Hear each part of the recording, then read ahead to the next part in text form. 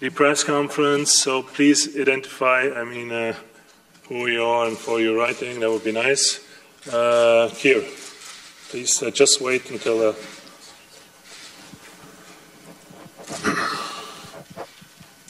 Thank you, Walter. Good afternoon, Mr. President. I want to ask a question about the ISL dossier, not about what's in it, but about how it sits in the framework of FIFA structures, because there may be issues raised, and as far as I remember, when the Ethics Committee was set up, it was set up in 2006, and nothing retrospective could be considered under the Ethics Committee. So how can the ISL issues perhaps be resolved or considered with that in mind? Thank you for your question, and I will answer this question in English. That's what I have said in French before, that once this file opened, it will be given to an external, independent body to have a look on that, and then to take the adequate proposals, what shall be done there. I just want to remind you, also for my own, I would say, legal, not legal, but for well-doing, that when this decision has been taken in the court, in the official communique of the court, which is available to you, they have said there are people involved, but there are no Swiss people involved. There are only foreign peoples involved. I just want to say that, and I say that for me, and for all of the Swiss people working in FIFA. Tarek first, please. Mr. Blatter, Tarek Pandya from Bloomberg News. You said the executive committee, and you said you're very pleased with them because they unanimously agreed to go through with these changes and to sort of get rid of any perception of wrongdoing. Are you concerned, or do you think in a year's time several members of that executive committee that are so keen to clean FIFA, do you think they will be there as when we look at this in a year's time?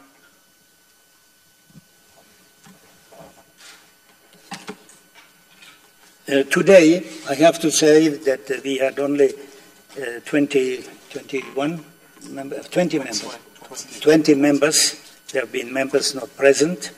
But those 20 members present, they unanimously agreed that we go into this working schedule under the structure which I have shown you. And what I have said, that at least, or at the latest in 2013, but I hope before, we in FIFA, we will have, again, let's say, credit and the reputation, but not only the FIFA, because you know it better than I know it. When FIFA is attacked, always the FIFA president is attacked.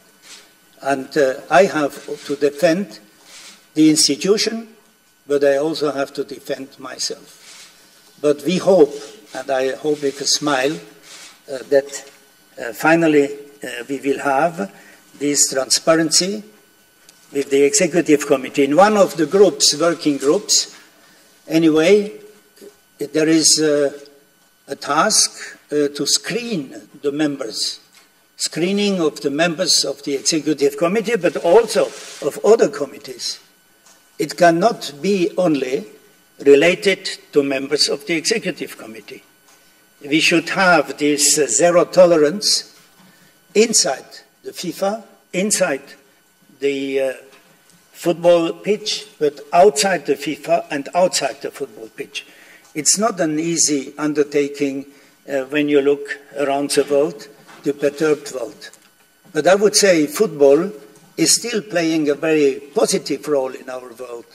If you look at other big countries with the same number, we have 300 million players and participants in the game. And 300 million cannot all be angels. Okay, you next, and then Paul, please. Jamil Shah, Estado de São Paulo, Brazil. First of all, Mr. Volk, we understand you're going probably to Brazil in November. What is your message regarding the law that has not been passed already? What will be your message to the government there? And also, how does the scandal of corruption in Brazil related to Minister Orlando Silva affect this process? And just a clarification, Mr. Blatter, was this decision on ISL taken in a unanimous form?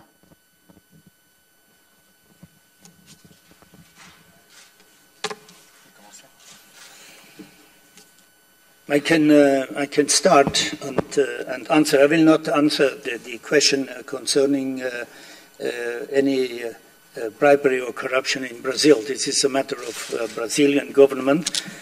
But I'm sure that I will meet also Mrs.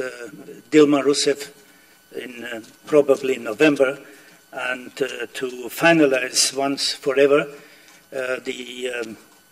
let's say, the commitments that have been given to FIFA by the former government when Brazil has been given this World Cup. The second part of your question concerning how to deal with this case, I haven't made I would say, a vote, but nobody was against. But in the first case, in this case, everybody was in favor. That was 100%. In the second case, there was no opposition. So it's the executive committee has adopted. Jérôme, you want to add? I would say that in November the idea is that we will, I will meet the new representative for President Rousseff, who is now conducting the World Cup work at the government level, and normally also the representative of the Parliament. Because, as you may know, as soon as the government will have agreed on the law, it has to go to the Parliament. So instead of wasting time, just to be clear with the parliamentaries where we are going with this new law. I'm quite confident that the President made the right decision by immediately appointing a person, whatever happens to Orlando Silva. And now it's time to finalize everything because we are not in advance. Okay. Paul Kelso, then David Bond, and then Andrew Warshaw. And please, just one question. This have been two questions, but you had a long way from Brazil to Zurich, so it's okay. But for the rest, just one, please. Also from the Daily Telegraph, Mr. Blatter, you have set out a process of reform here because FIFA is in a reputational crisis. You have been in charge of the organisation for over a decade while this crisis has built up. Have you ever considered offering your resignation to the executive committee? By the way, formally I cannot make a resignation to the executive committee because I'm elected by the Congress. The Congress has just elected me with 186 votes, and they have asked me, with the decisions taken at the end of the Congress, to bring back the FIFA in good order. But I have to say, the reputation is one thing, but the FIFA activities is another thing. And I think our reputation is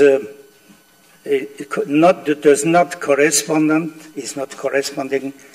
to the activities we are doing all around the world, not only in development and organizing football, but in all our social and cultural activities. But I have no intention, and how could I, just having been re-elected, I have now to assume and to assure that the mandate I have been given shall be carried out. And you have seen the roadmap where we are going. The executive committee, they trust me. We will send next week all this information to the national associations as well. And so the FIFA family is going forward together. David? Mr. Blatter, David Bond from the BBC.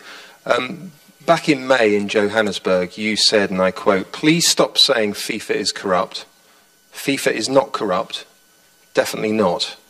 But with this programme of reform today, you seem to have acknowledged that something needs to be done. What's changed?"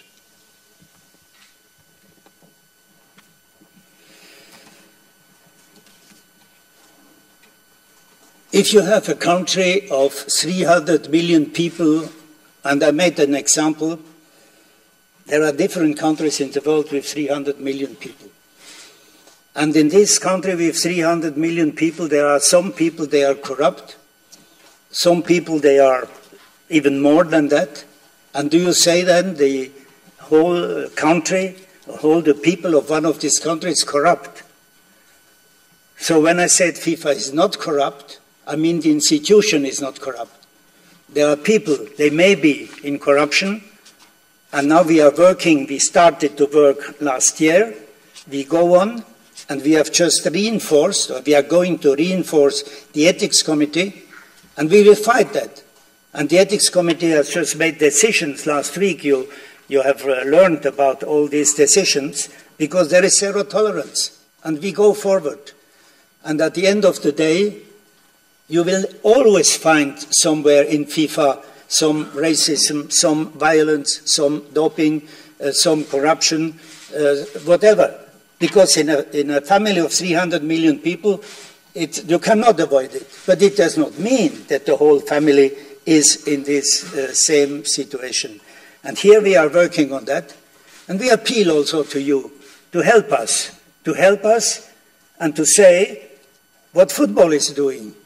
Every day in the football matches, all the emotions in such perturbed world, and you have people playing football. You have seen that the team of Libya is qualified for the African Cup of Nations, although they couldn't play their matches at home. Iraq, at a certain time when they were champion of Asia, they couldn't play at home. That's football. Football connecting people and giving to the people this feeling of being together and have emotions. Okay, we're already in the overtime, so another 5 minutes. Andrew, Ashley, and then Mr. Weinreich. Mr. President, good afternoon. Andrew Warshaw from Inside World Football. Given the new mood of transparency that you appear to have started today, one recent issue remains uncomfortably unresolved. Last week, as you know, your Ethics Committee handed out certain sanctions to members of the Caribbean Football Union as part of the bribery scandal. These were the very people who allegedly were either offered or took bribes, and yet we've had no details at all of exactly who took what. Are you comfortable, A, that these people, or a majority of them, can return to office and serve within a very short space of time, almost next to nothing, because most of them were just reprimanded? And B, can you tell us to whom the money that was paid back, apparently, by them has gone to? Thank you. Sorry, I can only answer part of this question, and the part is that those, they have served the suspension they have been given afterwards, they can come back to football, because it is exactly like in our society. If you have been suspended or if you have been in jail and you come back, the society shall take you back. I cannot make any comments on the other matters because this has been done by the Ethics Committee, and I'm not aware what have been the pros and cons in this decision. Ashley? Aisling O'Connor from The Times. Mr. Blatter, on behalf of half the population of the world, I'd like to thank you for making FIFA, or trying to make FIFA less male, for a start. I was just wondering if you could tell us a little bit more about this Good Governance Committee. How many people will be on it? How will you recruit them? Will they be elected, appointed? How many seats would be on this committee? And when do you envisage it being set up? By what date?